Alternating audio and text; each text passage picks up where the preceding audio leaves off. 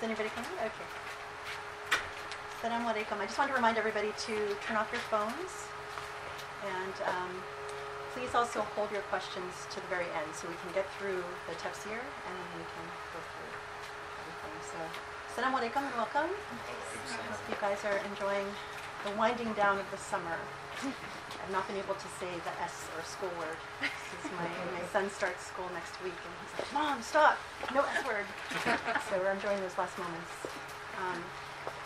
But we've actually had family in town, and it's been wonderful. The professor's brother has been here, and we have nieces. And the one thing that is really lovely when our family comes together is that I feel the presence of my most powerful role model as a Muslim woman, and that is the professor's mother.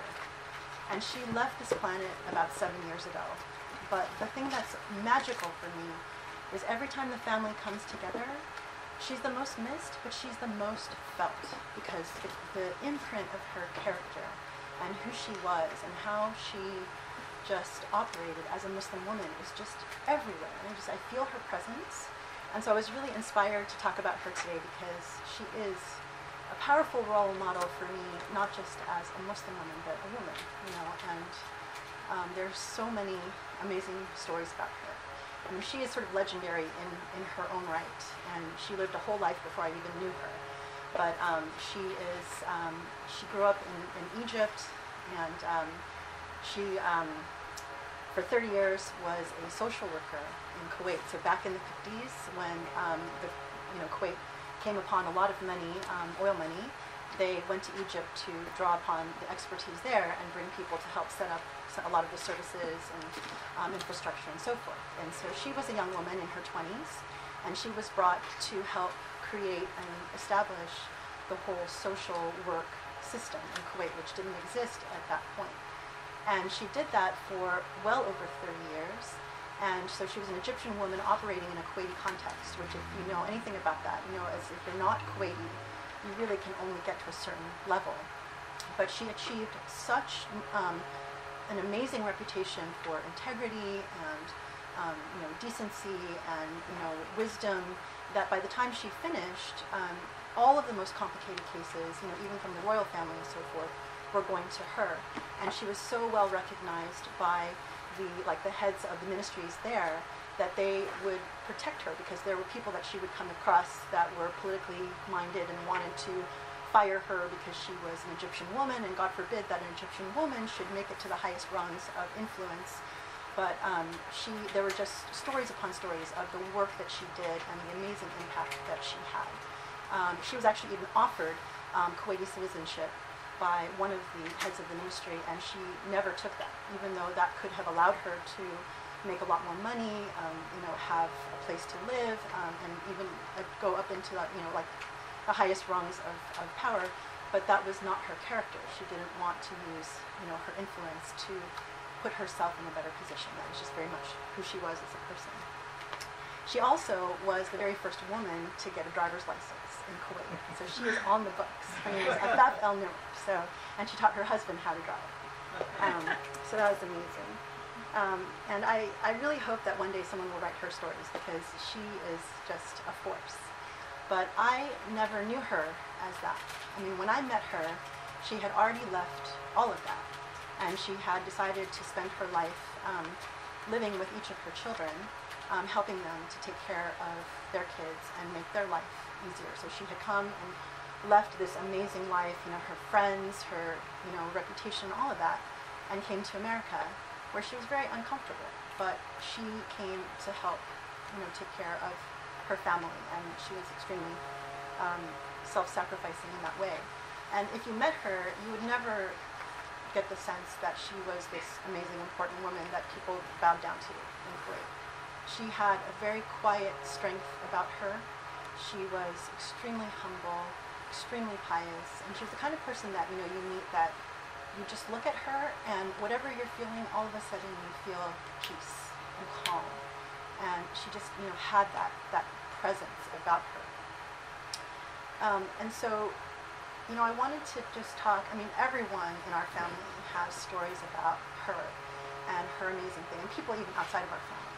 But I wanted to talk about the impact that she had on me personally, because it's over the years, I mean, subhanAllah, it's like, even though she's been gone 7 years, I still think about her all the time, and her impact has grown, and her wisdom has really shown itself in the most surprising and unexpected ways. And I hear her voice in the back of my head in so many occasions when I'm doing whatever I'm doing.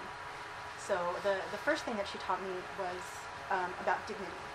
And when I met her, I was a young convert and still, very insecure and trying to find my way, and, not, like in any situation, you question yourself and you're not sure. And even if it's like I was working in a corporate environment, and I was a Muslim, and, something as simple as, okay, people in corporations go to bars after work.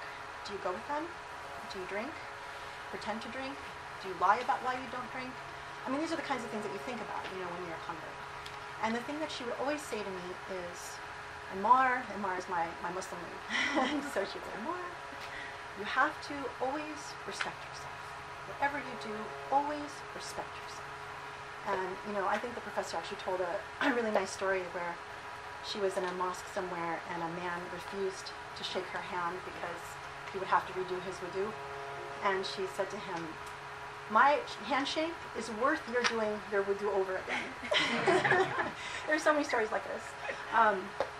So anyway, but I, like in any situation, I always hear her saying, respect yourself. So never do anything where you would not respect yourself. The second thing is honesty. She would always be very honest with me about who I was and what I was doing, whether that was good or bad.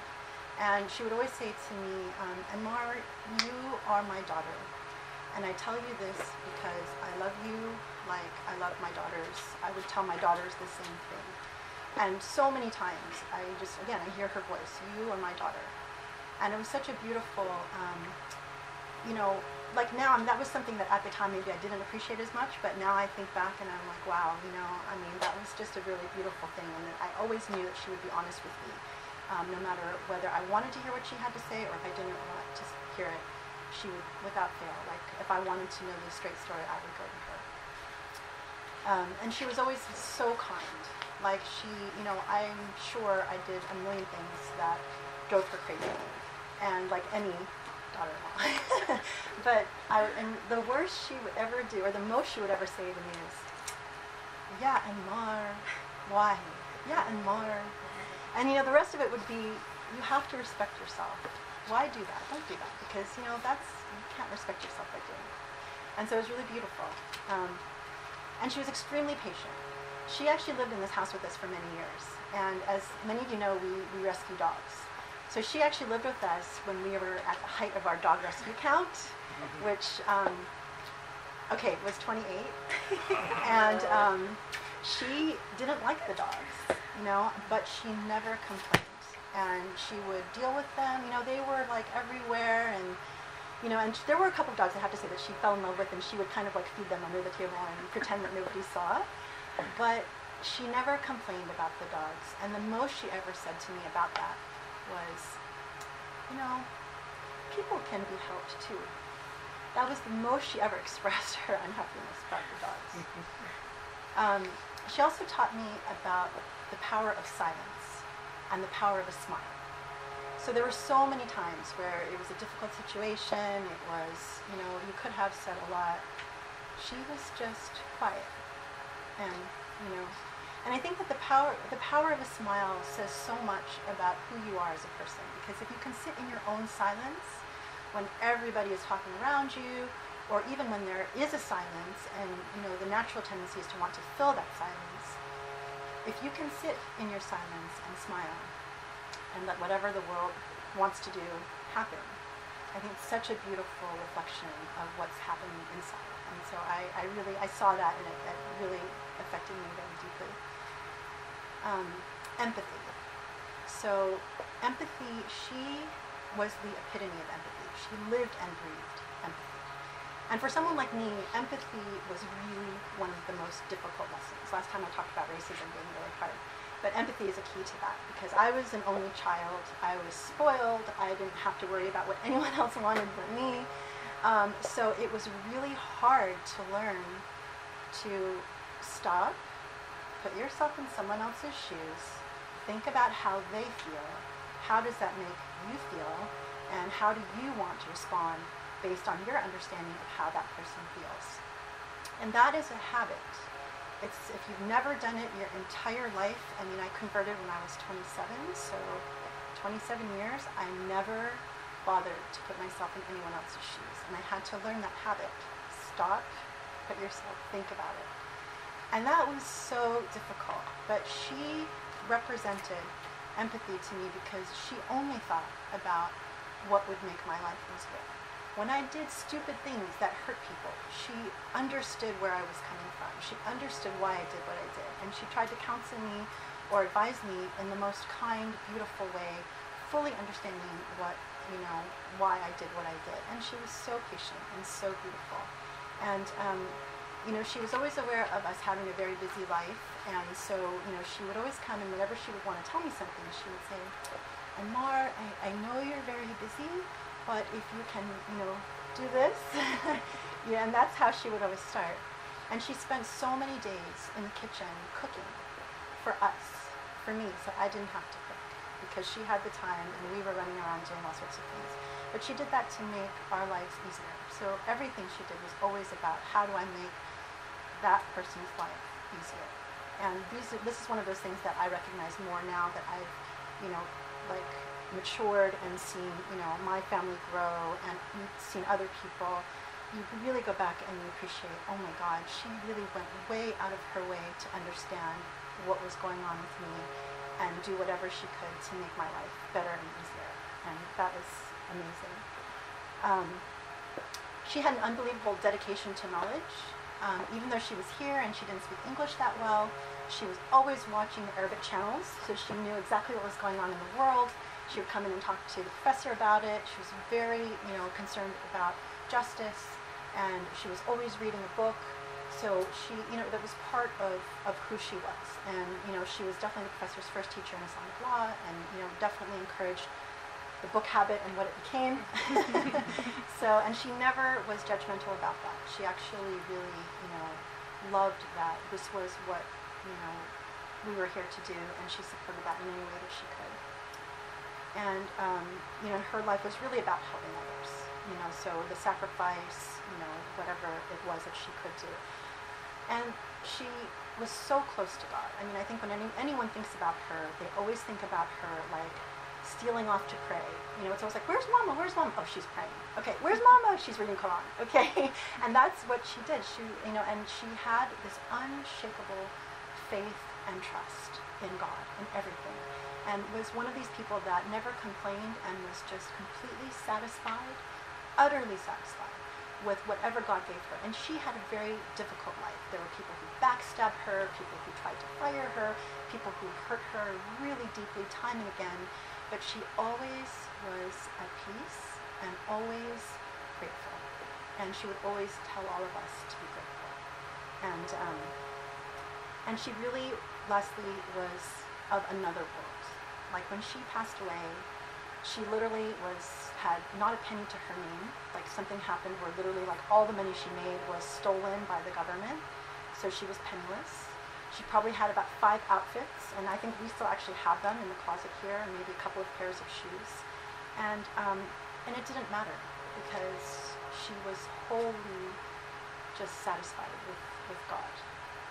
And now I'm going to tell sort of a wacky story, which the most powerful memory I have of her, people don't like to talk about death, but we all know that our time will come. And I was always very worried about the day where she would not be with us anymore. And she got colon cancer, and she was, doing the treatments for it. But I remember the morning very clearly when we got the phone call that she passed away. And I was so, scared because the professor and, our whole family, she was like our anchor. And I was so worried about what would happen to everyone once she was gone. And so we all went and we traveled to New Jersey because she was living with my brother-in-law at the time. And we went to see her at the morgue. And, you know, of course it's like, the idea of like even seeing a dead body is already, you know, very unpleasant. And so I was really nervous, but when we walked down and we all saw her, literally all of us felt this immense amount of peace and comfort and inspiration. And she had a smile on her face, and she was like angelic. I don't know how to express it. I mean, it's like, I think anytime anyone sees a dead body, you cringe, right? And you think, okay, yeah, we're all going to be there, and you just want to get out of there. When I saw her, my reaction was, oh my God, she won. She won this whole game. I want that. I want to be like that.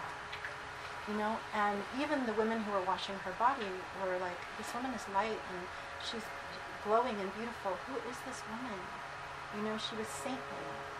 And, you know, so, and all of us, as sad and everything as we were, we saw her and we all felt immediately comforted and at peace. Which is so strange.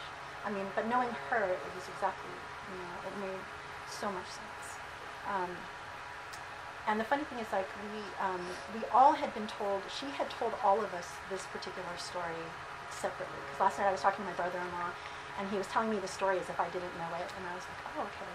She actually said when her father, she was very close to her father, and her father passed away when she was in her 20s. And her father was like this wonderfully pious man. You know, they didn't come from a super rich family or anything, but they were comfortable. And I'll just tell you one quick story, which was really cute. I think when she was like 6 or something, she saw a poor man and wanted to give him some clothes. So she went into her father's closet, and they were like in the habit of buying like a new suit every year or something like that. So she took the brand new suit and gave it to the poor man. And then later her father was like, okay, what happened to my suit? And then she told him that she had given it to the poor man, and his reaction was to hug her and kiss her and say, I'm so proud of you. So this is the context in which she was raised. But anyway, so when he passed away, she was really depressed, and for a day she was really sad and, you know, like in her room or quiet. And then it struck her, you know, my dad is not going to want me to spend my whole day moping around. You know, what would make him happy is for me to get up with my life, get myself dressed, keep going. And she told that story to all of us in the family at different times. And it was so like powerful that when she left, as sad as all of us were, we honored her minimally by thinking, you know, this is not what Mama would have wanted. She would have wanted us to continue on and pray for her, you know, and live our lives with, you know, God at the center as she did. And so that was just, you know, it reminds me, the other reason why she wanted to tell the story is that this week I had a friend who called me and she said, you know, my friend wanted me to ask you guys for some advice because she's having problems with her in-laws and her mother-in-law in particular, and she wanted me to ask, what is her duty to her in-laws? Because, of course, the story behind that is, I think her mother-in-law was being extremely demanding, and, you know, like the whole idea of, you know, you're my daughter-in-law, you need to be at my beck and call, and, you know, and her husband was not standing up for her rights, and it was creating a lot of burden on her. And, you know, so we talked about this expression that, you know, paradise lies at the feet of the mother, right? Everyone's heard that. And I first learned it as, that means that you should sort of do everything for your mother. Your mother, you know, is amazing, and, you know, whatever she asks for, you do it. But after I met the professor and, you know, I, of course, learned so much more, I suggested to my friend, well, you know, another way to understand this is to say that paradise lies at the feet of your mother because your mother is the most influential person in your life. And if she raises you well, and she raises you to be a God-fearing person, and she raises you to live your life in a divine way, that will get you into heaven. And my friend had never heard that before. And she was like, oh my God. And she was, you know, obviously someone who was born Muslim and raised Muslim very culturally. So I wanted to say this because I had the blessing of the most amazing mother-in-law. She never demanded anything of me. She only wanted to help make my life easier. And she never made me feel like I was not part of the family. This has been so powerful for me as a Muslim woman. It didn't matter that I was from a different race, a different family, a different, social status or anything. She was just worried about my soul and what I could do to make my soul better. And I think that is something that I hope I can impart to other women, my children, my nieces, and hopefully pass on the legacy that she gave to me. And in that spirit, I wanted to finally share something else. Okay, well, first of all, here's a picture of her. I talked about her. This is in our house when Sharif was much younger.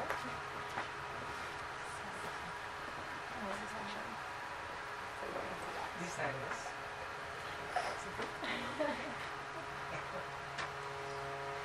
And I truly hope that someone will write a book about her. My mother-in-law, Afaf El-Nimr. So in her honor, I just wanted to shift gears a little bit and talk about something happening in the world, because she would have definitely wanted us to be aware. No one is talking about this. This is what's happening in China to the Uyghur Muslims. There's a report that just came out that there are about 1 million Uyghurs being held in secret camps in China, and they're like re-education camps. And I'm just coming upon this, so I'm trying to learn as much as I can. I think that in the spirit of learning, when you become aware of people who are suffering, you need to do everything you can to learn as much as you can. So I don't have a lot to say other than, I can share with you this report, and I encourage you to try and educate yourself about what's happening in China, because everyone's been silent as far as Muslim countries, and some of these reports are just coming out. But and there's not a whole lot, I guess, that we can really do other than pray. But in the spirit of honoring the empathy that I learned from my mother-in-law, I wanted to tell you a story about someone that I've been in contact with. There was a student, and I want to be really careful because I don't want to reveal too much about this person. He's a Uyghur Muslim, and he is getting educated in a school here in the West. And he started following our halaqas and was really excited about what we were doing, so he reached out to me. And I always get excited when I meet Chinese Muslims, because my family is not Muslim, although they're Chinese, so I'm always fascinated. And to me, the sight of a Chinese person speaking Arabic is just like, whoa, that is so cool. So anyway, so I reached out and I talked to him, and he wrote to me saying that he wanted to ask for my advice and the professor's advice, because he was coming to the end of his studies, and he hadn't heard from his family in China. So his parents were not educated, but they did everything they could to educate their kids. And they are back in China and raised them. I mean, I think he was trying to say that he didn't know anything growing up about being Muslim. And it wasn't until he came out of China and started university that he started reading and meeting Muslims and getting really excited about this faith. And so he completely embraced Islam in a new way. And his parents were always worried about him fasting and whether he did fast or not. Anyway, after the crackdown, he lost contact with his family. So his mother, and parents, who he was very close to, said, please don't, contact us anymore, because we don't want anything to happen to you. All of his friends cut him off from social media, and, his sister had disappeared, and he didn't know where she was. And so he wrote to me, this was earlier in the year, and saying, okay, I'm about to finish, and I'm confronted with this question: what do I do? If I go back to China, I'll be lucky if I don't get put into one of these re-education camps.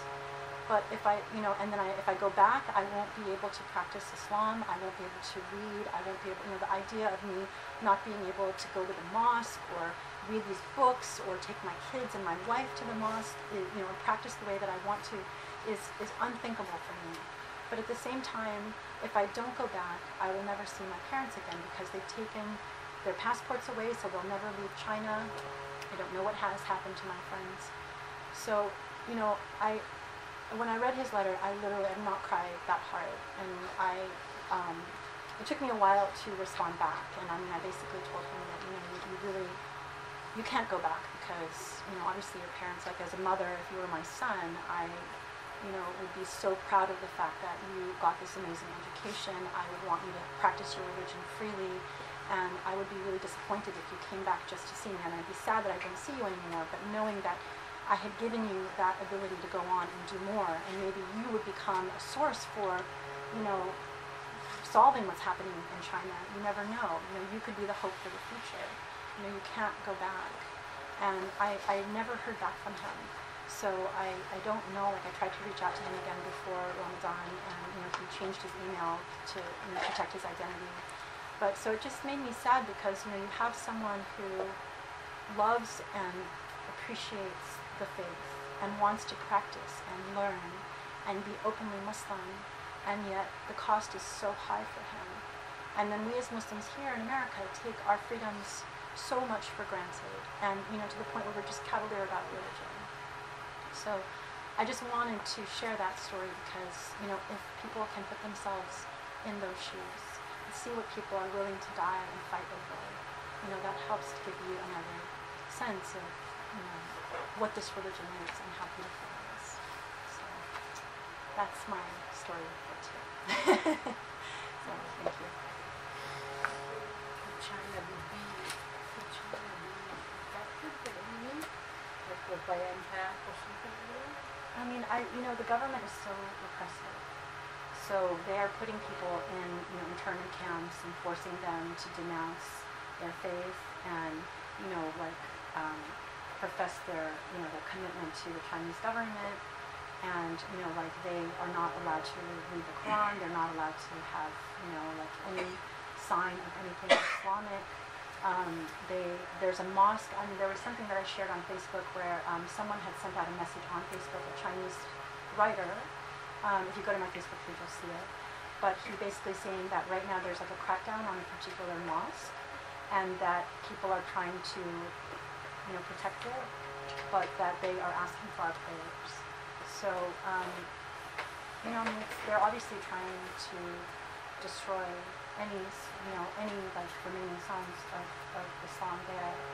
So, I guess aside from educating yourself, I would say please pray, keep, China in your prayers, the Muslims there, and do anything that you can that, to make a difference. But, a lot of times it's hard because you just kind of stand by and really, but I do believe very strongly in the power of prayer.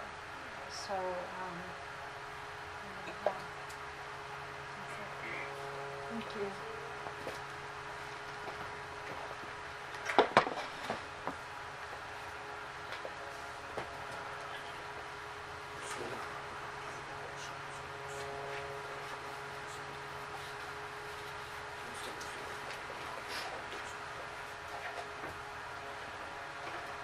Okay, so before continuing the Surah al Rahman,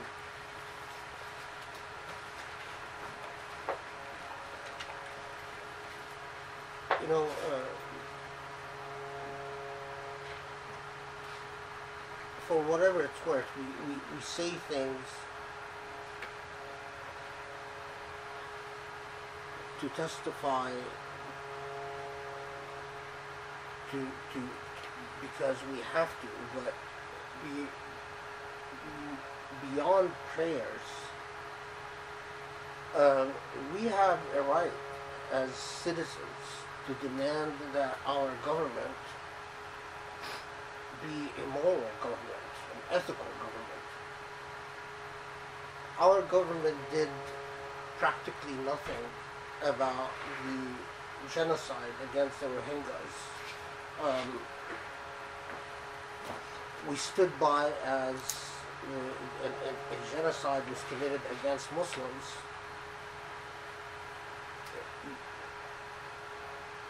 High on the list of standbys are all Muslim countries,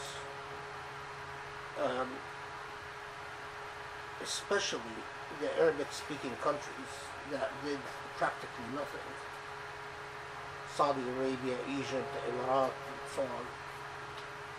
And now there is a Holocaust against Muslims in China because the object of the Chinese government, the purpose of the Chinese government is nothing short of the obliteration of Islam from China. And again, our government is doing absolutely nothing. Absolutely nothing.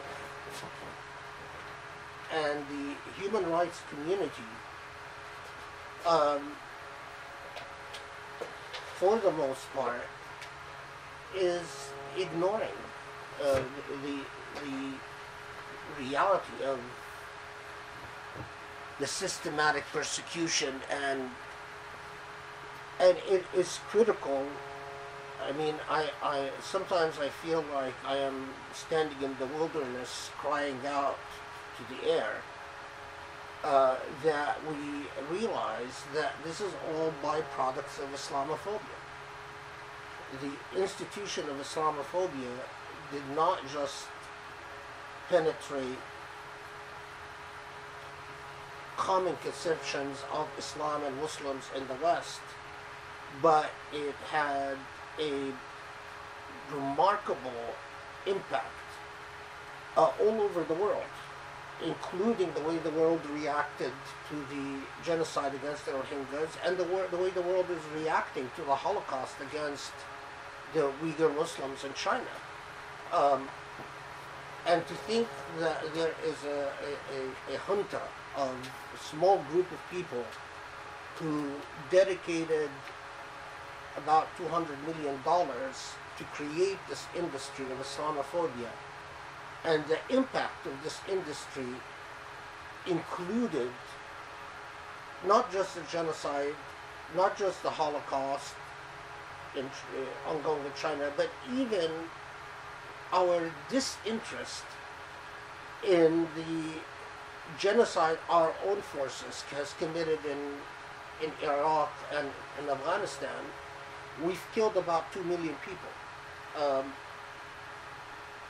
with absolutely lack of interest in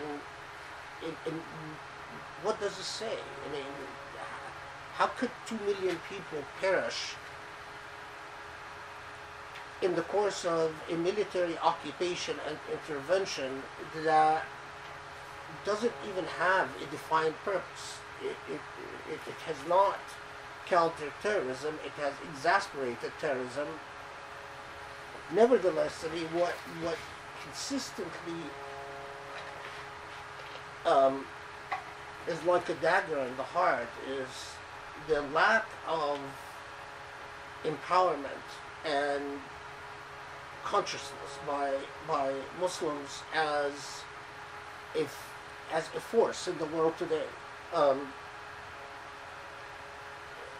We discover that countries like Saudi Arabia and the Emirates and even Qatar has contributed money to organizations that are active in generating and reproducing Islamophobia. You can read the stories that came out about how much money they've given.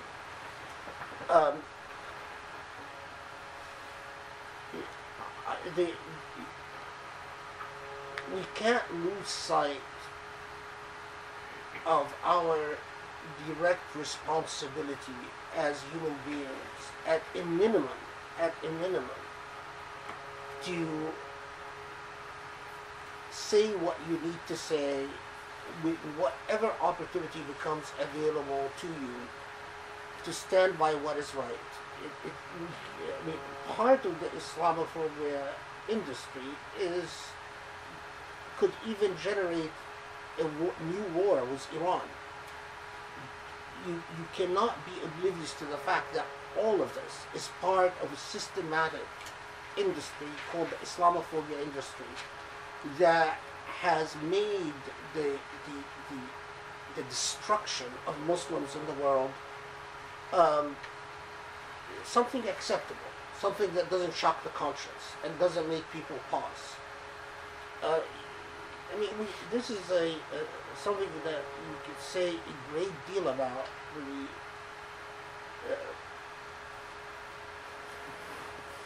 But the fact that Muslims in the West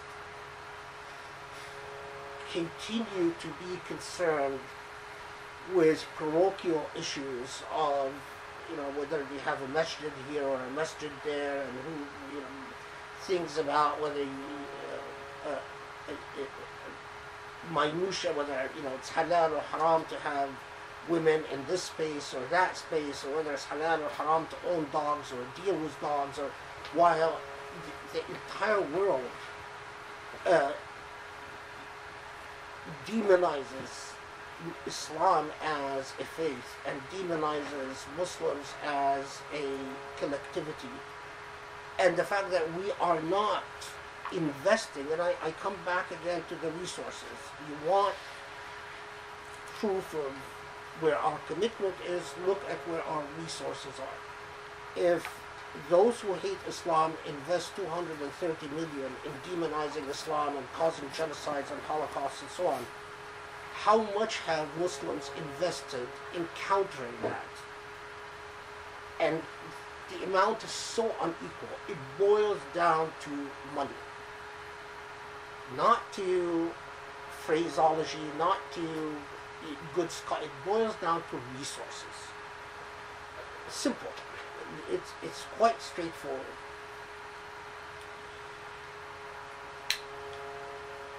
In many ways, I've since this message, I've keep repeating ad nauseum, and I've given, how long was that talk at Orange County? Several hours. It might have been 4, 5, 6 hours. I went around and spelled out the entire infrastructure and the entire institutional argument about Islamophobia and its impact. In the spring, inshallah, I'm teaching a course about Islamophobia and the law. I don't know what else to do. I mean, because you see the effects of, I lived through the founding of the Islamophobia industry. I lived through the planning stages, the initial investment of resources. I know the various actors in this industry, and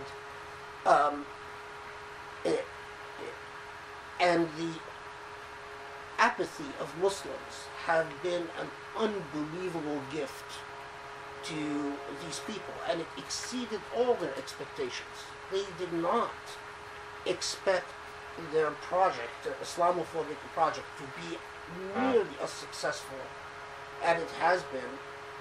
And it has because there has been absolutely a lack of response in terms of where Muslims invest their resources,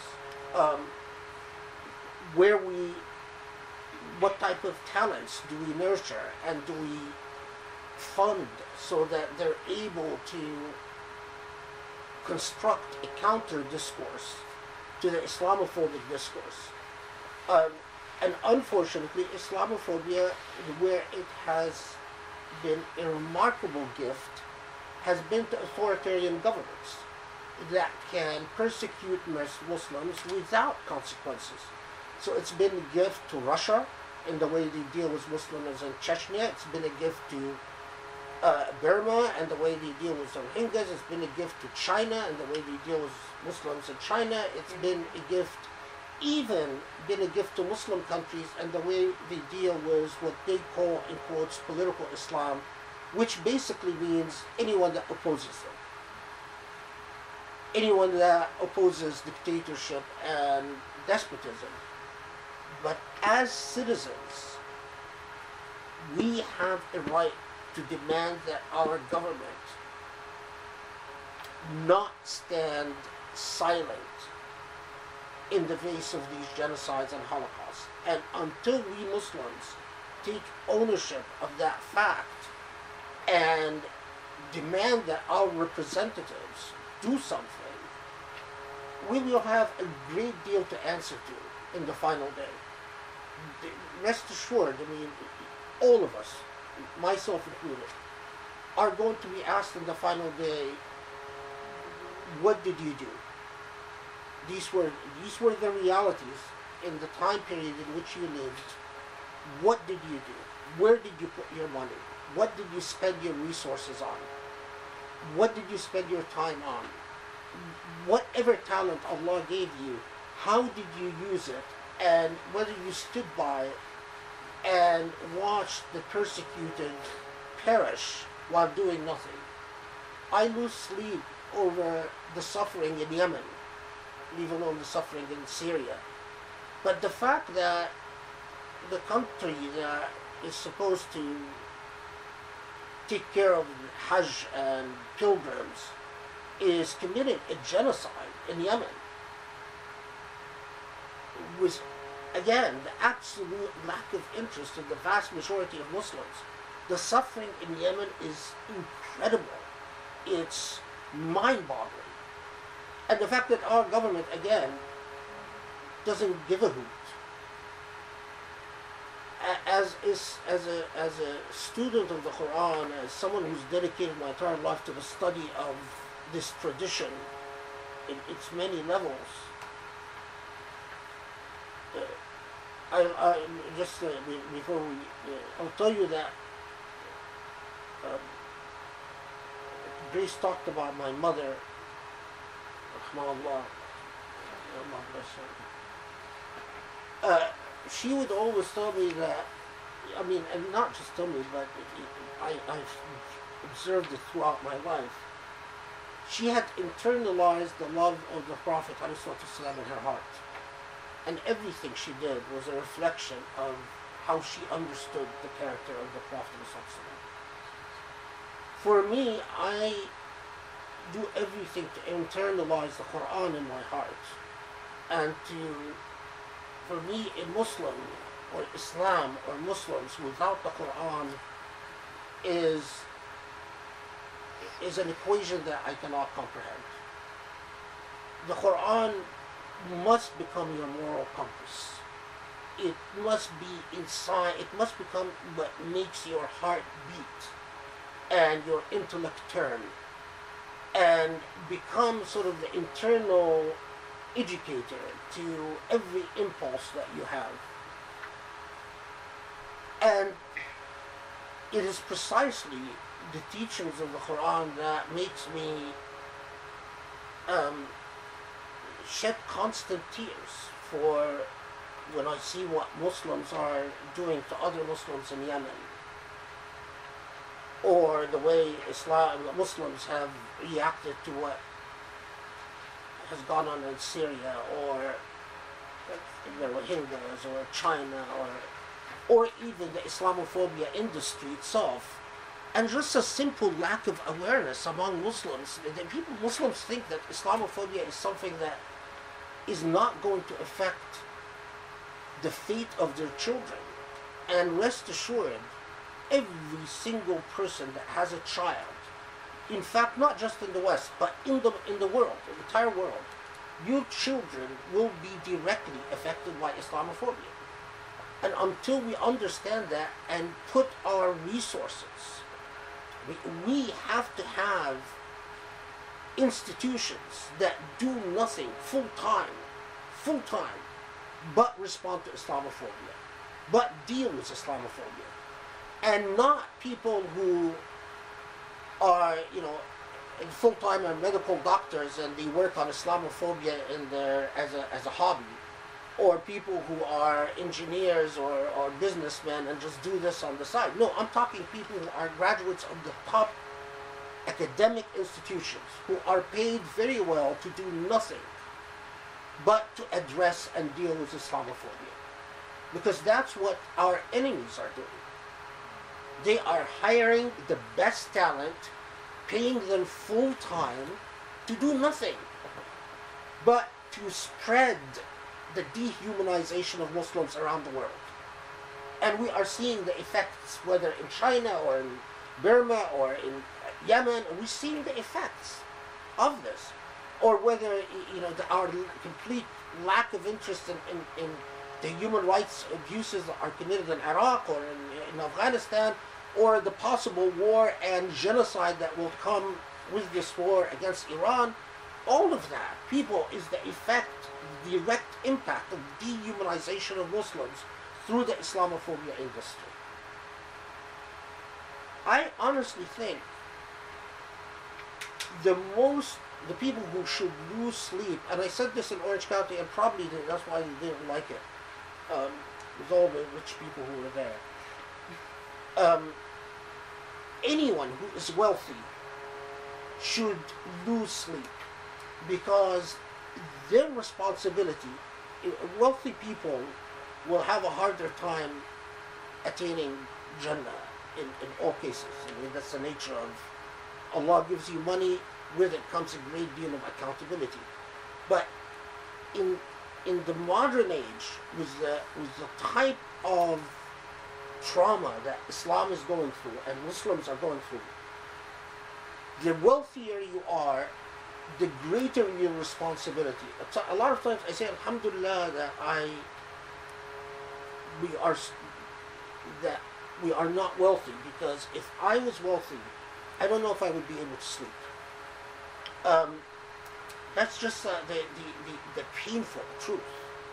If you have money, in the circumstances that we live in, Allah is going to ask you about this money and where you spent it. And whether you spent it in defending Allah's religion, or you spent it in fooling around and serving your ego. Okay. Now we'll go back to my love, the Quran. Inshallah, when we finish Surah al Rahman, I will continue on with other surahs, and I am going, because tafsir is there's a continuity to tafsir. You cannot jump into tafsir in the middle. There is a cumulative process of building, especially the type of tafsir that I'm doing, where I will assume certain knowledge that has been achieved in order to advance to another level of awareness, of consciousness, of knowledge. And that's why after Surah al Rahman, inshallah, I will require regular attendance from people. Either you attend regularly, because this takes a lot of work from you to continue being here, and to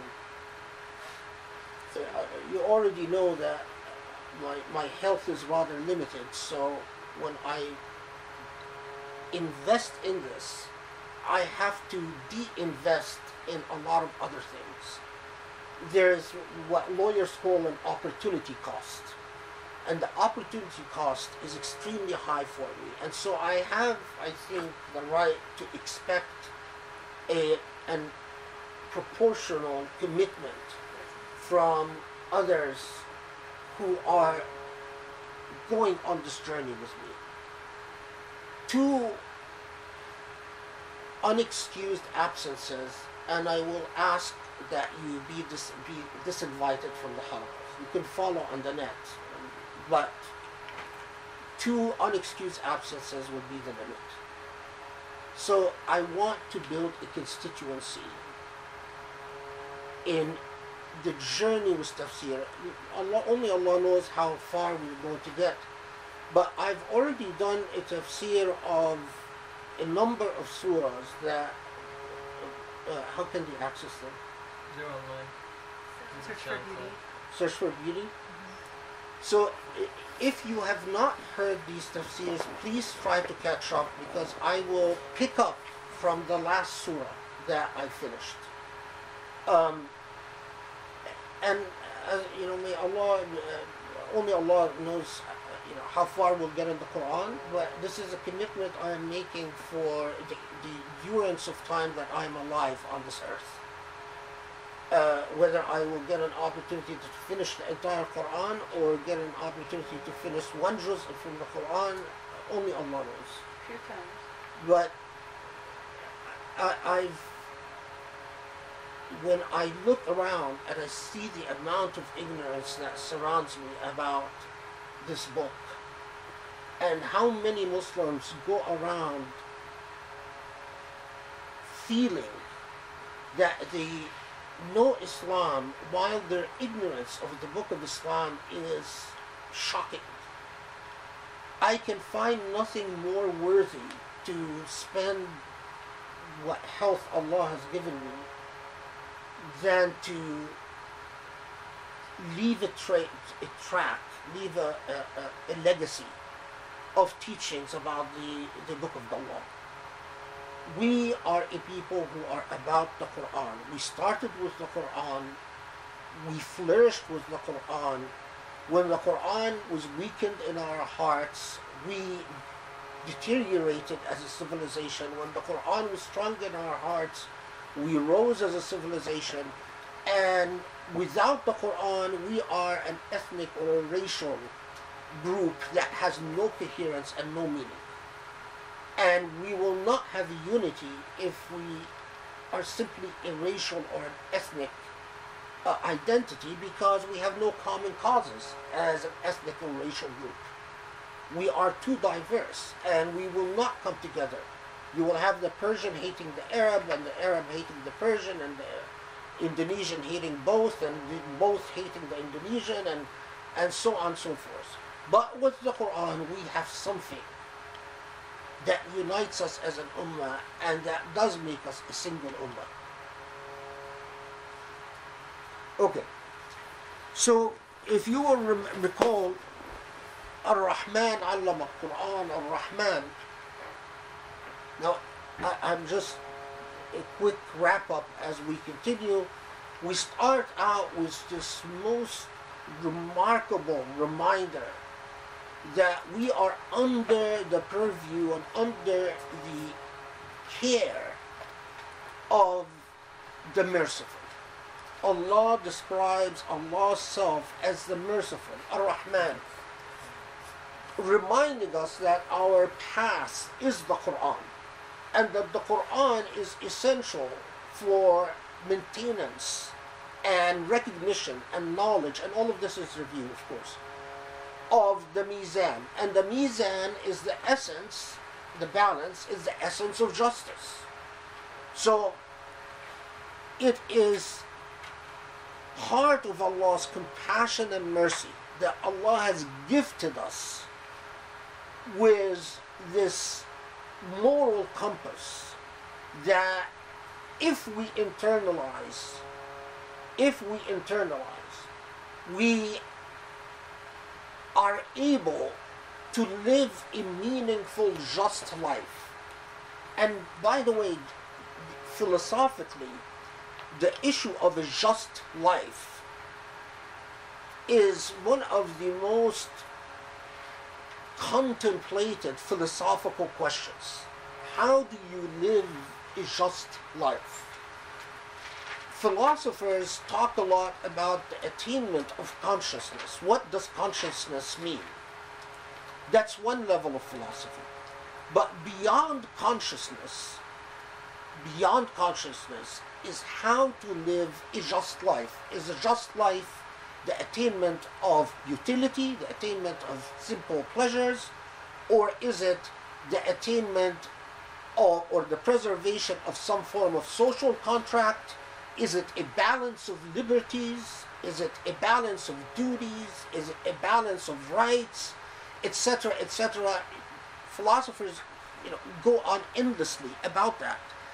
So it is not a simple issue that Allah reminds us that your attainment, your contemplation of a just life, which the philosophers of Islam, as advanced as Mullah Sadra, for instance, or as advanced as Kindi, who contemplated what type of virtues and what balance of virtues are necessary for the preservation and the sustenance of the Mizan for a just life, and what does the integration in our notion of a just life, of the integration of a compassionate and merciful God mean? So just to give you a little minor example, in philosophy, we if you're a natural philosopher, if you're a natural law philosopher, you have a great deal of thinking to do when you contemplate the role of empathy. Grace coincidentally talked about how empathetic my mother is, and philosophically it's a very difficult question, because how do you philosophically justify, beyond what is required by a social contract, how would you philosophically justify going beyond a balance of rights and duties to a notion of self-sacrifice to serve the interests of others? So why should I sacrifice my utility counter and the balance between rights and duties in order to do something extra for someone who's, for instance, ill or homeless or starving? That's a very difficult philosophical issue. Muslim philosophers, because of the role of Al Rahman, the merciful, found it much easier to justify the existence of compassion and mercy in society. And believe me, if you are interested in philosophy or social theory, that is a huge gift from Allah. A huge gift, because you've just taken a shortcut in imagining a compassionate society that, without the integration of the compassionate in this metaphysics, meta view of society, becomes much harder and much more demanding. Talk to an admirer of Ayn Rand. Ayn Rand is very popular among the neocons because Ayn Rand, in her philosophical works, argued that philosophically there is no grounds to defending feeding the poor or sheltering the homeless. Ayn Rand said, if you look at philosophy with a clear, logical eye, you found no justifiable grounds for doing anything to help those who cannot help themselves. Ayn Rand currently is extremely popular with Trump and company. In fact, what's his name? The guy who... Paul Ryan. Anyone that Paul Ryan hires, including lawyers that work for him, requires them to read Fountainhead by Ayn Rand before they start work. It has become like a gospel for them. And what is fascinating is that they married Ayn Rand's philosophy to Christology, to the philosophy of Christ, in what I think is a very twisted and bizarre way, but that's what they've done.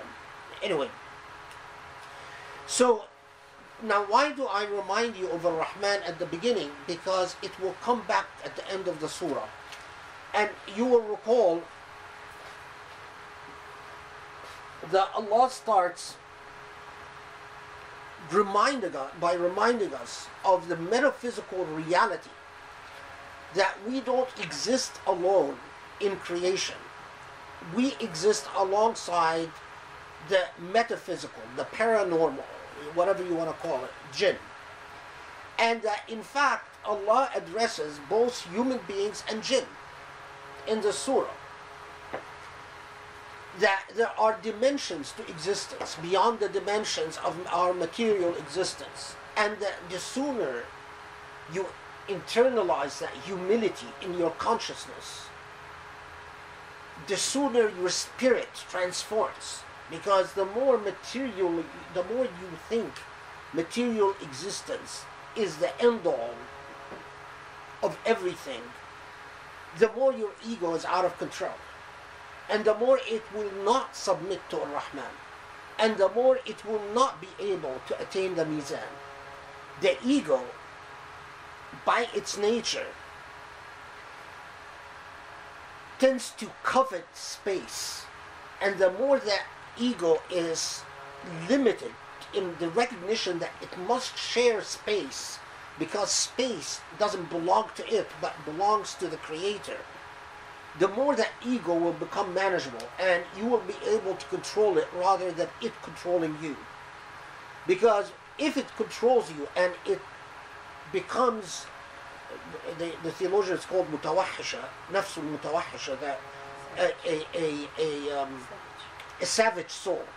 The more savage it becomes, the more it imagines that space is only occupied by it, and the more it will lack empathy, and the more it will refuse to share space with the consciousness of others. Now, you might think, well, do we really need recognition of jinn in order to humble our egos? And my answer to you is absolutely yes. Because you need to recognize that you don't occupy the only dimension existence. This existence, this universe, has an owner. And there are many things in this universe that you are not privy to and will live and die not knowing about. And might attain understanding of it in the final day, but in the hereafter. But on this life, you must enjoy the humility of knowing that you are but a creation. So Allah reminds you of the bounties, and reminds the jinn as well, of the bounties that Allah has given, and that's the first 1/3. We've talked about that. And then we've talked about that transformative moment when all material things are swept away. And the entire world in which we lived, thinking that solids are solids and liquids are liquids and gases are gases, transform everything which the rules by which that existence was sustained and maintained vanishes. And what truth remains? What's the sole and absolute truth that remains? The face of your Lord. The face of your Lord, the reality of the divine being, and nothing but the divine being. And then we've talked about, and I think that's where we stop, where Allah talks to the jinn and ins, jinn and human beings, and says, recognize that in istata'tum an tanfudhu, whether this is a challenge, as many mufassirun said, that it's a challenge, or it's an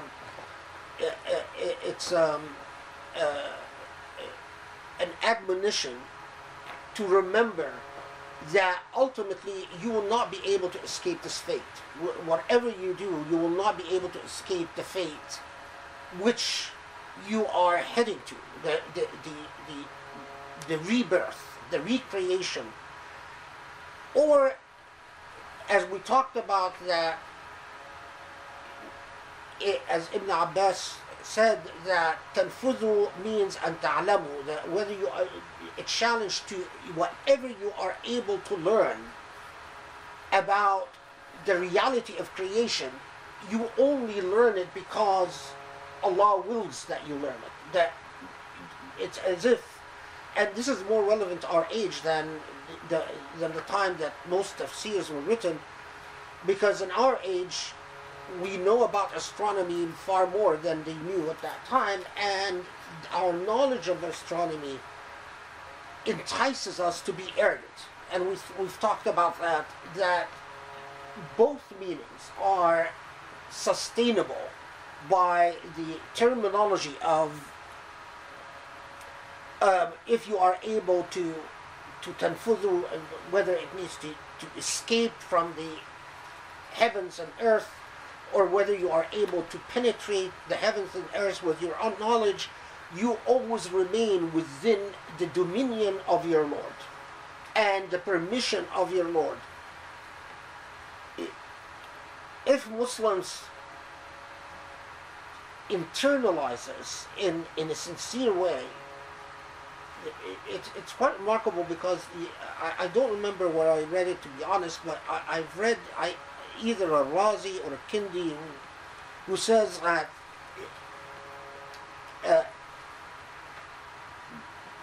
this verse that واستطعتم أن تنفذوا من أقطار السماوات والأرض is an impetus towards researching the heavens and earth. So, and I don't remember. I wish I could. I was trying to find where I read it, and I wasn't able to find it. But that this makes him reflect, or it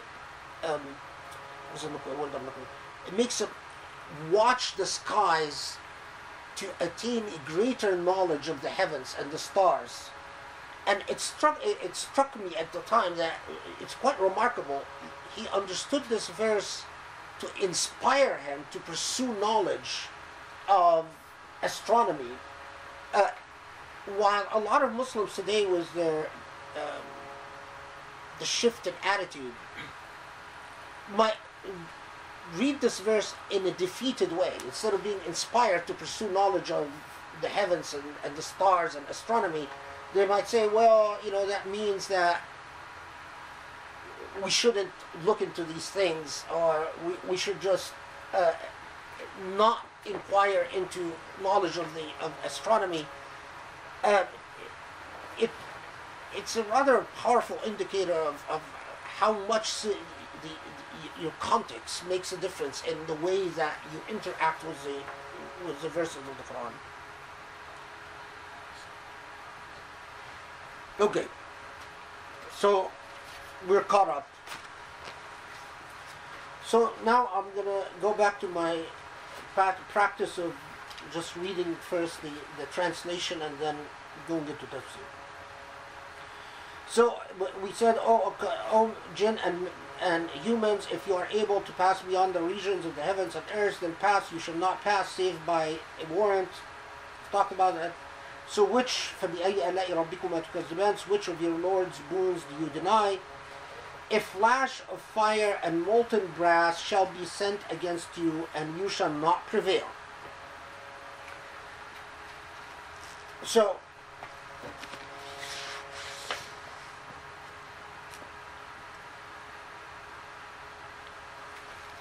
يرسل عليكم شواظ من نار ونحاس فلا تنتصران. Now, this verse gave pause to a lot of Quranic commentators. And it gave pause because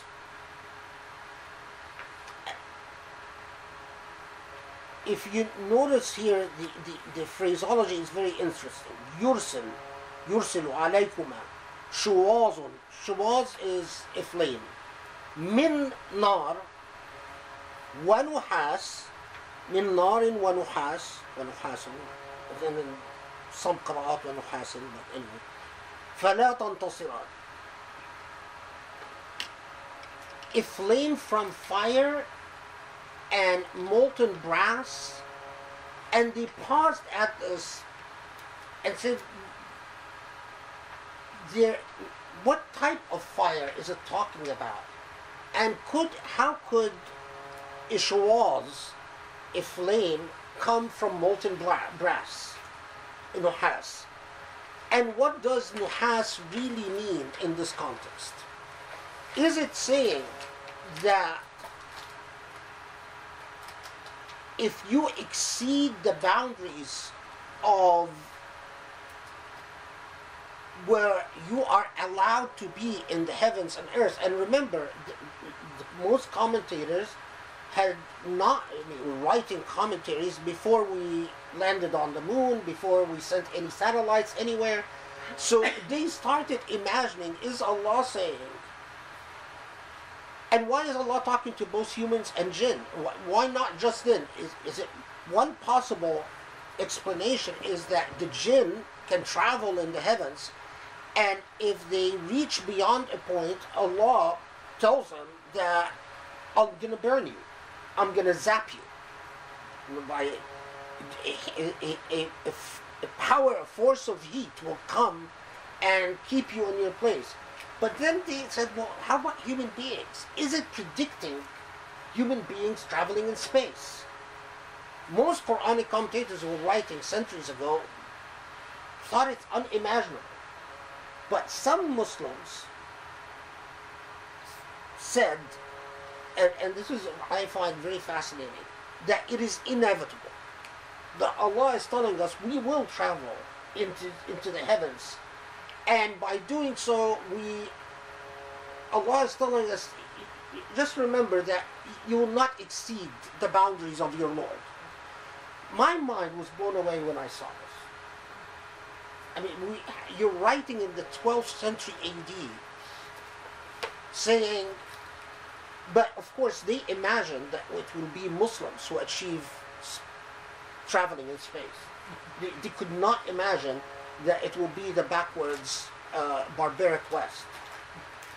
They thought it will be Muslim scientists who will be, achieving flight. And they were aware with some experimentations already by Muslim scientists trying to fly, but they were also aware that they were failures as an attempt. Quite remarkable. I found in a rather interesting manuscript, someone said, I heard that the Chinese had already achieved travel by using black powder. And of course that's not accurate, because yes, they could send stuff using black powder, but they couldn't put human beings with it. So then I said I heard a story that the Chinese were already traveling, sending human in space using black powder. It's fascinating.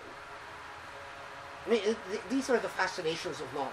You can just open the door and you can learn so much about the human condition.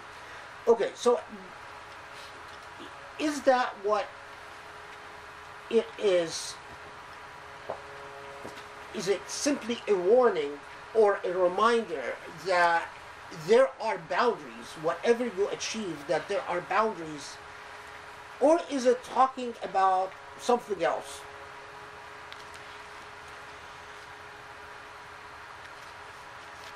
Is it to be understood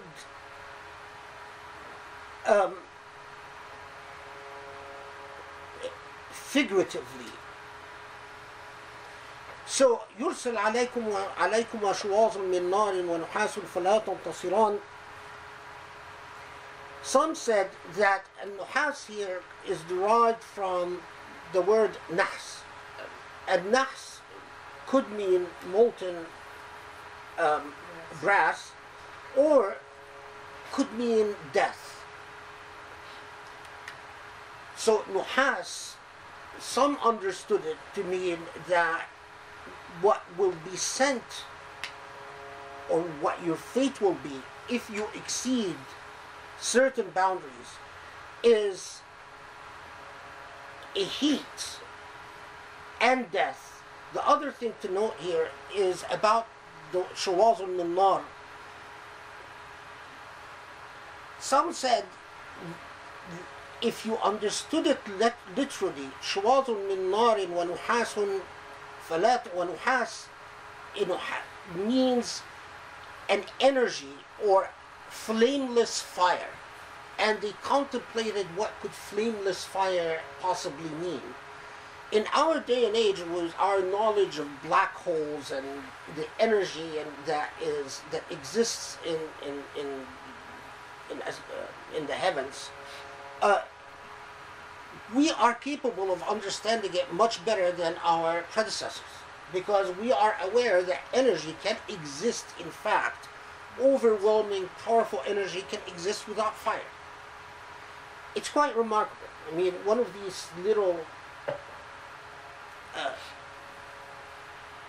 things in the terminology of the Quran that gives you the sense that the author of this text could not have been human. He's aware of things that human beings at the time were oblivious to. Okay, so then the reminder again the admonition comes فَبِأَيِّ آلَاءِ رَبِّكُمَا تُكَذِّبَانِ. It is as if saying, know that your place is well defined by Allah in this world, and that even if you exceed the boundaries of the earth, you break out of the spheres of the earth, whether you are jinn or human beings, you are within the dominion of Allah and within the power of Allah. And the admonition فَبِأَيِّ آلَاءِ رَبِّكُمَا تُكَذِّبَانِ. So how is it that you could possibly deny the dominion of your Lord? فإذا انشقت السماء فكانت وردة كالدهان فبأي آلاء ربكما تكذبان. And so here, now the shift of the truth that most human beings live, even if they do not deny it affirmatively, but for the most part are unconscious of it or unwilling to face it, and that's the rebirth, the hereafter, the existence of the final day. And again, the style of the language here is quite remarkable. The music of the text is quite remarkable. So first, let's go to the literal translation.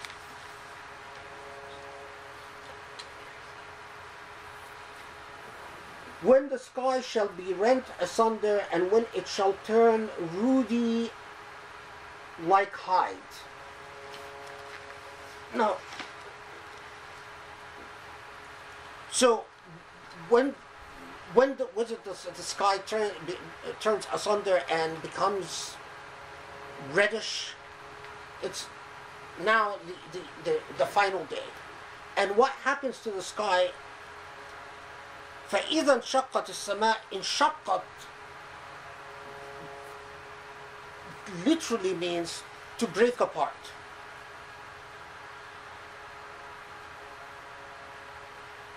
How will the sky break? Well, in our modern science, we know that the break of the ozone that sustains our life is the end of the sky as we know it. At the time that most commentators were writing, they were fascinated by the notion of how does Allah tells us that the sky has pillars that you don't see, right? Allah tells us that the sky is not simply a space like other space that you see when you look at the stars, but they had no concrete understanding of what exactly defines the existence of that sky that sustains life. What is fascinating is that their reading of the Quran allowed them to say, well, it must be something that we can't understand right now, but it must be a transformative moment. In our day and age, we have, I think it is a fair speculation to say that at a minimum, whatever protects us from the rays of the sun will break apart. Whatever sustains the oxygen bubble that surrounds us is going to be torn asunder. And this transformative moment, the reality of space as we know it, will dematerialize, and it will be an overwhelming. Now, if you're weird, you would say, I wish I'm alive at the time so I can see that transformative moment. If you're not weird, you'd say, this will be a terrifying moment. I hope I don't live through it. I guess I knew someone, a friend, who used to say, all I wish for is to see that instant when the Qiyamah starts and I see the sky start to each his own, I guess. فإذا انشقت السماء فكانت وردة كالدهان. So وردة كالدهان again gave the commentators pause. warda could mean referring to the wardatan kaldihan could refer to the color of the hide of horses, and in Arabic usage at the time, it referred to certain type of horse hides, or the hides of horses, that was light brown, sort of yellowish, orange color, depending on where the sun is and how the rays of the sun impact the hide. You would see the hide of the horse transform color.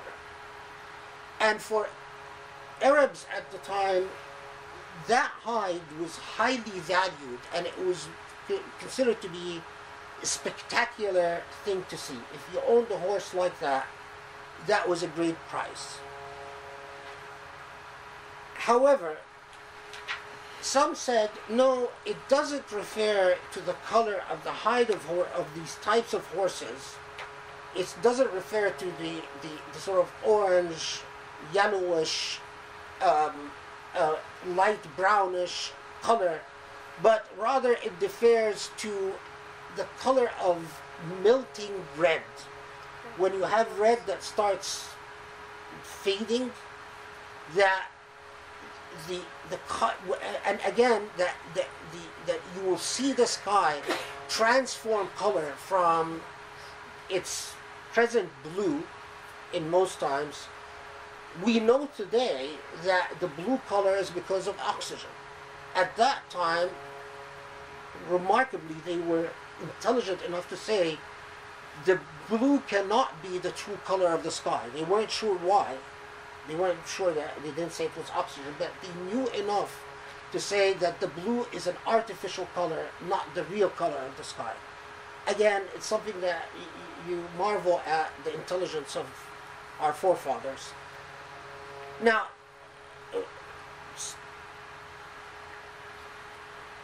another level of tafsir said warda is derived from the word wird, and wird, like wurud, could refer to flowers, but it could also refer to coming and going. Warada, wurud, wird. Wurud is shay, the coming of something. And so they argued that you can also understand that it refers to the fact that the sky in the final day will be shifting colors. The colors of the sky will be coming and going so quickly, transforming from one shade to another, to the extent that you're going to think it's melting. Something, I mean, now, the reminder again very quickly comes from بِأَيِّ آلَاءِ رَبِّكُمَا تُكَذِّبَانِ, as Allah tells us what you have lived your life not certain about. Allah knowing fairly well, and you'll see how this is dealt with as in the next portion of the surah. But that thing that you would constantly go back and forth, facilitating, up and down. Sometimes your faith is strong and you are certain that that day is going to come. And other days, to be very honest, you say, is it going to really happen? Is there anything beyond our death? And Allah, in the whole tenor of the surah, as if Allah is saying, well, that thing that you lived back and forth in doubt about, you will attain absolute certitude as you confront it. And that's why فَبِأَيِّ آلَاءِ رَبِّكُمَا تُكَذِّبَانِ starts being repeated even more frequently and in a faster pace. So this transformative moment comes for the hereafter, and after that pivotal point, everything shifts to a new reality.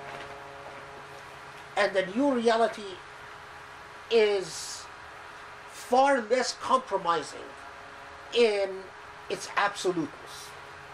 While you lived on earth having an option as to what extent you maintain the mizan or fail to maintain the mizan, as you come into the new reality, the mizan is maintained for you. You lose that element of that we all lived with: voluntariness, argumentativeness, our ability to negotiate our reality to various degrees, to the reality becoming extremely well defined for us with certainty. فَيَوْمَئِذٍ لَا يُسْأَلُ عَنْ ذَنْبِهِ إِنسٌ وَلَا جَانٌ.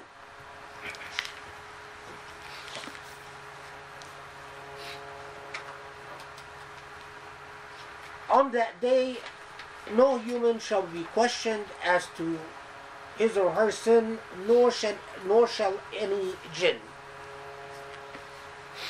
That's a literal tafsir again. فَيَوْمَئِذٍ لَا يُسْأَلُ عَنْ ذَنْبِهِ إِنسٌ وَلَا جَانٌ. Now, they paused at this. Why? Because elsewhere in the Quran, we are told that in the hereafter, you will be confronted with your sins. However, this is it's not a big pause, it's a small pause. Why? Because you will be asked, I noted the Arabic if I can find it. Where is it? Maybe I didn't note it. Anyway, you will be asked not سؤال استفهام, but سؤال توبيخ, or so you will not be. The questioning is not to establish the facts or ascertain the facts. It's not an inquisitive form of questioning, but it is a questioning that affirms the reality or the truth. So, will you be asked figuratively? In other words, in order to say, well, isn't it true that you've done this and this, while not having any other choice but to say, yes, it's true. Denial is not an option. And so, if you come to the philosophical fact, you will not be questioned, you will not be interrogated, but you will rather be questioned figuratively. So when it says فَيَوْمَئِذٍ لَا يُسْأَلُ عَنْ ذَنْبِهِ إِنسٌ وَلَا جَانٌ, that then facts will become very clear, both for human beings and the jinn. Now, from this, and I avoided this issue before, and I'll avoid it again, to what extent are the jinn accountable like human beings? To what extent do they have voluntariness? Do they have free will like human beings? Muslims talked a great deal about that. The short answer is they do have a great deal of free will like human beings, with different inclinations. Human beings are inclined certain ways and jinn are inclined other ways, but both are accountable because both have a free will. Now, so you approach the final day is here, and things are established with certitude. Now, again, contrast this as you reread the surah, psychologically contemplating its impact upon you. If you are able to internalize, many theologians, they said, what is the nature of Iman? The nature of Iman is to internalize the certitude that comes when you confront the hereafter, the realities of the hereafter, to internalize that certitude in the here now. if you have that yaqeen in the here now, it changes your entire life. It changes your entire priorities. It changes the way you interact with everything. The way you interact with your material possessions, the way you interact with other human beings, the way you interact with yourself. But nevertheless, we all must remember that as human beings, we'll never be 100%. We never internalize this reality because we have egos that are constantly after us, and these egos are constantly putting us away into a level of deception that somehow this reality that we exist in is more absolute than in truth it is.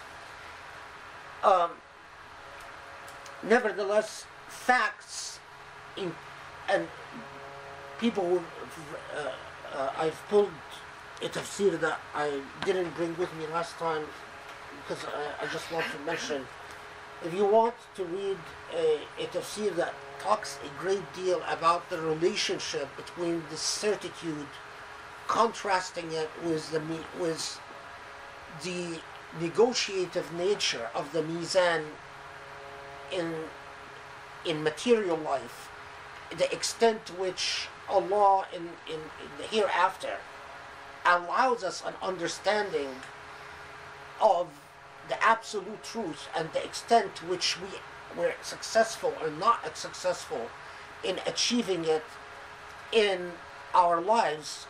The tafsir by Abu Hafs Umar bin Ali ibn Adil al-Dimashq al-Hanbali. He died in the 9th century, the 15th AD, is rather among those that are quite detailed on this point. What's the name? Al-Lubab? It's called Al-Lubab. Al-Lubab في علوم القرآن في علوم الكتاب. Al-Lubab في علوم الكتاب. There was another one that I wanted to mention, but I don't know if I think I forgot it because I don't see it with me. You don't see another book around me, right? No. Okay. Maybe inshallah next time I'll bring it. I mean, the world of tafsirs are, as I said, they're endless. So, no, Mawardi is not. Mawardi is very concise, right to the point. He is good for review, but not good for exploration. What was I saying? I've decided to just keep bringing in new tafsirs every time and just mentioning them, because some people sent in messages saying, can you give us references if we want to pursue this field and this knowledge and so on. Okay, so يعرف المجرمون بسيماهم فيؤخذ بالنواصي والأقدام.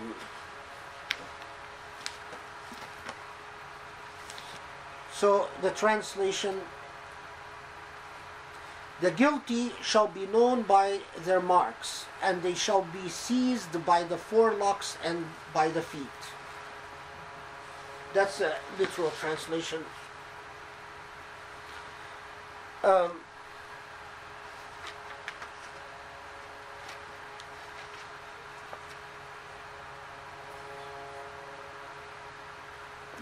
So I posit this because Allah tells us repeatedly throughout the Quran that in the hereafter, all forms of deception, including the extent to which we are able to negotiate our appearance so that it manifests in ways that are not necessarily consistent with our spirit. On this earth, one of the greatest forms of, you want to use a neutral word, negotiability that we do, is that your inside could be corrupt and you could put on a physical appearance of something else. Or your inside could be beautiful and you physically appear unattractive. That is one of the challenges of life on this earth.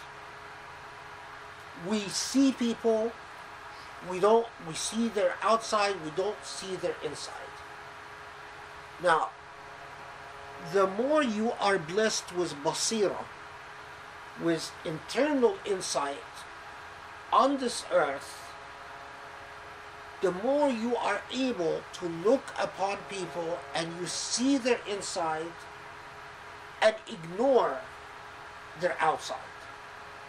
So those who are blessed with wisdom and basira, with insight, as a gift from Allah, can ignore the material manifestation, not see how good looking you are or not good looking you are, but see what is inside your soul. There is another thing that I will mention, and I mentioned was certain, if we journey together to an advanced level, you will hear me talk about this a great deal more, but I will mention it now. And since we have not journeyed together, I will not tell you a great deal about it. The way it manifests to people like me. All of us also have auras. Our auras accompany us like like a fingerprint. Our auras transform, change color, and change hue in direct response to our actions. The more sin you commit, the more your aura changes color. One of the blessings that Allah gives of basira is that the aura starts manifesting, so that you see people, you don't just look into their inside, but you also see their aura. In the final day, these deceptions are removed, so that you will come before Allah with your true aura absolutely naked. There will be no way that you can hide your true self. Now, as my teachers used to say, the truly wise will reflect upon the fact that however you are successful in deceiving yourself or others, because we all do that. You are not a human being if you do not maintain a certain level of deception. You would be a malak, you would be an angel otherwise. It's a matter of to what extent we all deceive ourselves and deceive others. But the truly blessed will be those who can confront themselves about the extent to which they deceive themselves and others, and know that there will come a day where people will see you and Allah will see you for what you truly are, and whatever embarrassment you will sustain for deceiving other human beings and hiding it on this earth, it will be a millionfold in the hereafter. The more you are able to confront that, the more you attain wisdom and attain the mizan, and the more you are encompassed by the rahmah, by Rahman. The more the Rahman shelters you. And that is something that you can describe and describe and describe, but can only be experienced. If you experience it, you experience it as a yaqeen, not a zan, because there is no way that you can deny it once you experience it. Can you experience it and then drift away? Absolutely. Many people have experienced it and then drifted away. Can you drift back and forth during your lifetime? Absolutely. The difference in what Allah is talking about in the hereafter is that in the hereafter, all that back and forth and all that relativism of sustaining a mizan and breaking the mizan comes to an end. So now this is يعرف المجرمون. So those who are criminals, those who are inequitous, those who are unjust, it will become clear to themselves and to others. Are there some people, and here I'm summarizing a lot of theology in just a few words, are there some who will be surprised when they see themselves in the hereafter because they thought themselves to be just human beings and they find that they are actually appear dark and ugly in the hereafter? Absolutely. Some are so marred in self-deception that they come to believe their own lies. Now again, I'm summarizing a great deal of theological works. But the majority, if they're honest with themselves, know what their sins are, and know the ways they've been unfair, and they know the ways that they've been unjust to others. And it's a matter of cutting the BS and just confronting it. Because we're all very good as human beings in BS. Excuse the expression. So, يعرف, just forgive it. Not forget it, just forgive it. يعرف المجرمون بسيماهم فيؤخذ بالنواصي والأقدام. Now, of course, النواصي والأقدام means that they will be grabbed by النواصي. And nausea is the forehead or the front of something, and أقدام are the feet. I will mention two interesting things about النواصي والأقدام. That most agree that the way that they will be grabbed, the unjust, the criminals, the inequitous will be treated in this jarring image of being just snatched by either the forelocks, the hair, or by the head and the feet. Two things.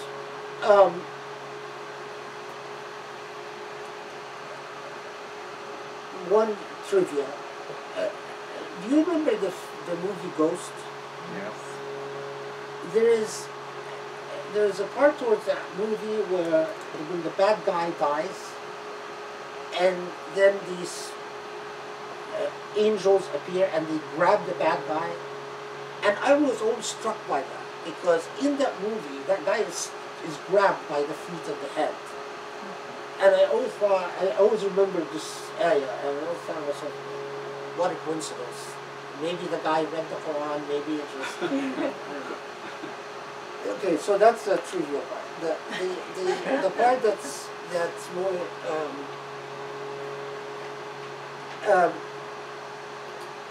It's the movie.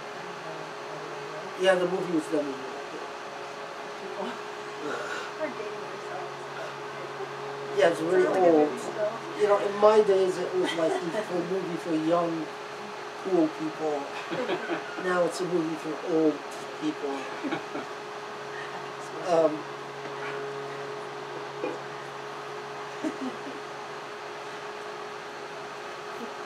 I had one of my teachers,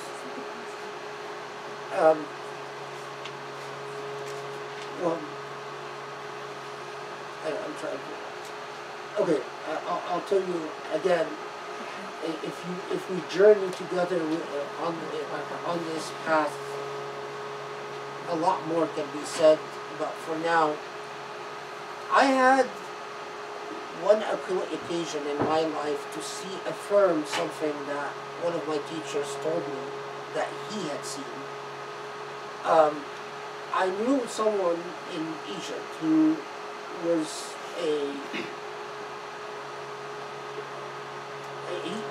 he was not a good human being. He was someone who tortured other human beings, and probably to death. But he was involved with torture. And I saw this man in his when he was buried, when we took the body down to Arafah. And one of the jarring things that I saw in my life is black shadows that seemed to grab the soul of this man from the feet and the head. Maybe I hallucinated, but I don't think so. Because you know he's still there. It is something that has been, if you read enough commentaries on the surah, you'll find a lot of people that say, we've seen the souls of evil people being grabbed in a very harsh way. I knew a nurse that was not a Muslim who told me she saw someone die in a hospital, who seemed to have his soul grabbed by something in the room. She freaked out, of course, quit her job. But, anyway, my experience of life taught me that one of the things you should pray for in your lifetime is for when your soul goes, that it is taken gently and lovingly, because it is a huge mercy for it to be that way. And it is a trauma, especially if someone that you care about and you witness their soul taken harshly. And I'm not talking about physical suffering, I'm talking about, and I've been in the hospital enough times, I've been hospitalized enough times, other people were dying, and I've seen people die peacefully, and I've seen people die horribly, as they seem to struggle with something invisible, for hours before they go.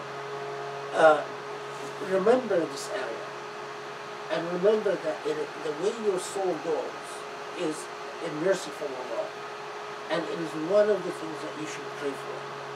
Grace is absolutely right. When I saw my mother's body after she walked, not only was she smiling, which gave everyone pause, but she seemed to have become about 30, 40 years younger. And we were all shocked by that. We were all together. You were there, right? Yeah.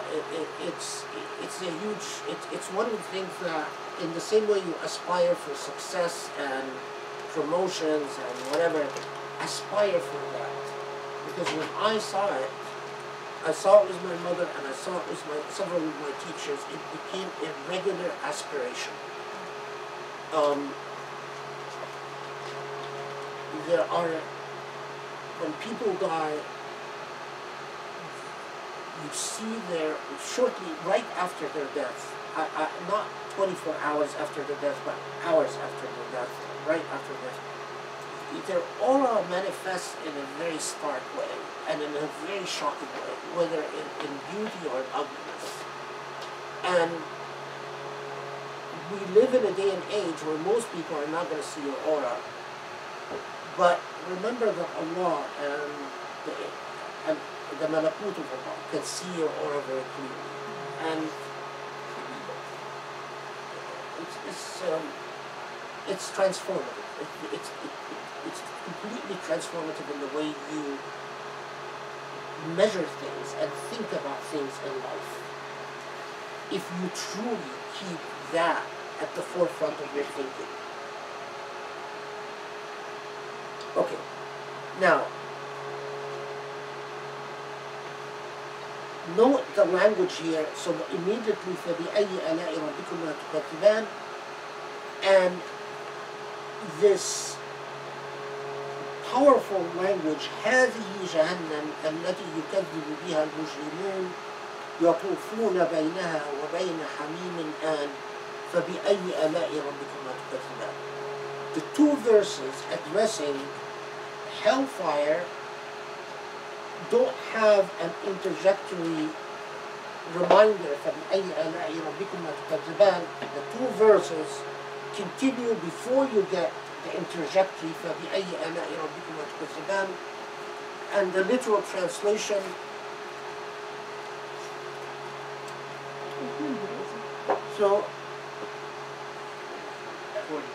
so after the guilty shall be seized, this is hellfire, or this is hell that the guilty denied. To and fro shall they pass between it and boiling waters. Now, what's of note in هذه جهنم التي يكذب بها المجرمون is again the tense of certitude. Now it's like saying, now here is hellfire, that those who are guilty, those who are iniquitous, those who have been seized by the nawasi and al-aqdam, by the feet and so on, are confronted by this thing that they might have lived a lifetime doubting. It faces them in an undeniable and inescapable way. And the Quran, as we will note in several parts, repeatedly, stylistically talks about the hereafter in the tense of yaqeen, in the tense of certitude, while it talks about the here now in a tentative tense, in a relative tense, which is quite remarkable, because if we can use that expression, from the point of view of Allah, what is doubtful and tentative is the here now, and what is absolute and beyond doubt is the hereafter. What deserves pause here is يَطُوفُونَ بَيْنَهَا وَبَيْنَ حَمِيمٍ آنٍ.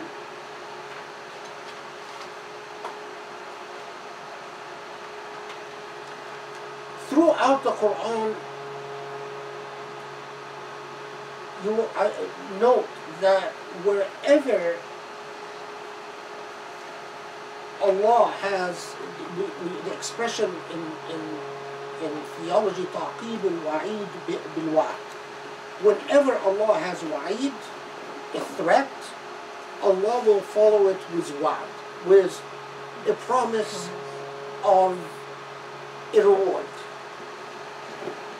Never in the Quran is there a threat without it being equaled out with the promise of a reward. And that's the nature of justice itself, and the nature of the mizan in itself. Now, when it says يَطُوفُونَ بَيْنَهَا وَبَيْنَ حَمِيمٍ آنٍ, notice here it talks also in duality of jinn and ins.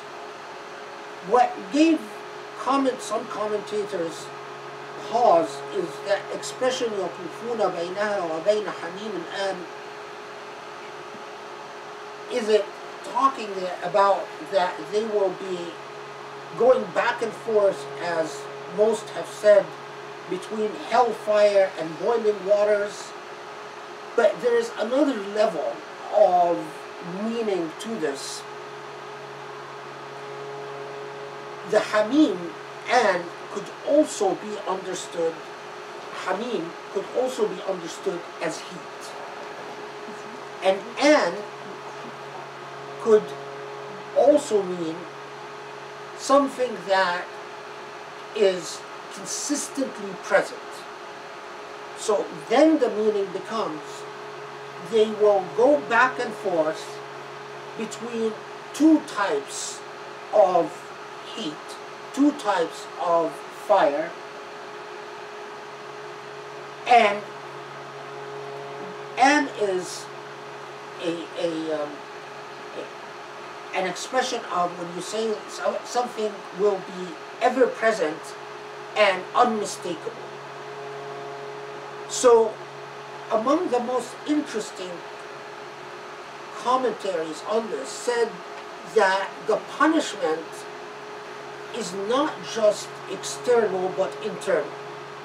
That one hellfire, the nar, is external, and the hamim and an refers to the internal punishment, which is as if hellfire, when the soul itself, and this will take us back to, in an instant, to the whole issue of the physicality of punishment and reward. With some very interesting things said about it, but now, among the most interesting comments about this, or tafsir on this, is that it is not just that we're talking about punishment for humans and jinn, but we are talking about a punishment that we cannot thoroughly conceptualize, because it will cover both the physical world, and the external and the external, in a form of unsettled state. Some said that hamim and an refers to as if you are ala jamrin min nar, as if you are on hot coals. So what state of disquietude, what state of lack of peace will you be in?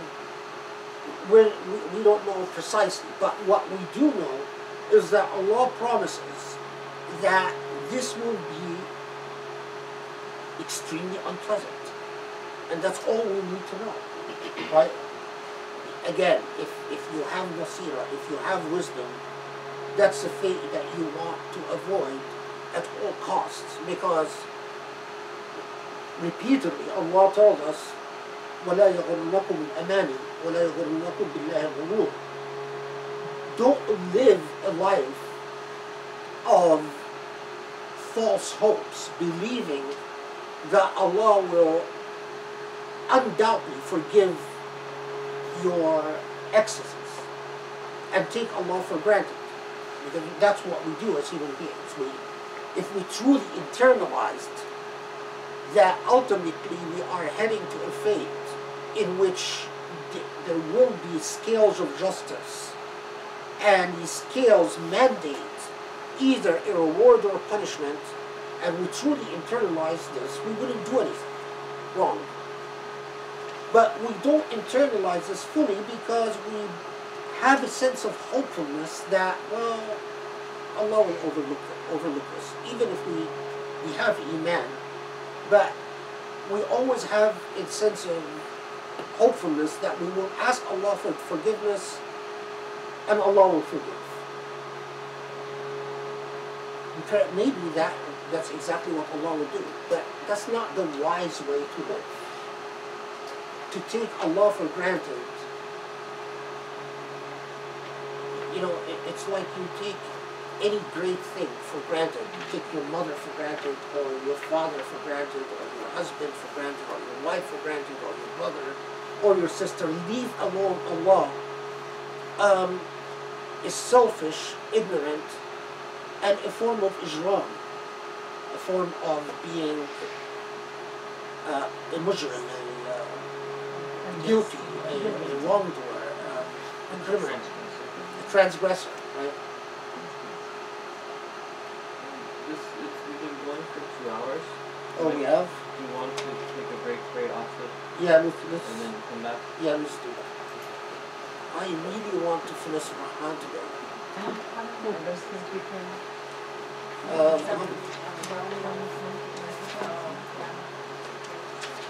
we're not going to finish it. No. We are on 44. I have to give you less. I have to. No. Ask for prayers. Last time I said that, I got people sending messages, And the little catchphrase. angry at me and saying, "Don't you dare!" and "Don't rush, take your time." 34. It's really interesting. Today, the August 11th moon a lot of what they're saying about it in the in astronomy In the comment. describes some. Did you read it? It's incredible. I mean, it describes so much of what you're saying today. It's incredible. And it talks about fire and about copper, and you read it? No, I didn't read about copper. Yes, it does. It mentions something about copper, and that it's like we are pouring copper into the fire, and that's why you're unable to stop it, and it's all over. You know? I was shocked when you said it today.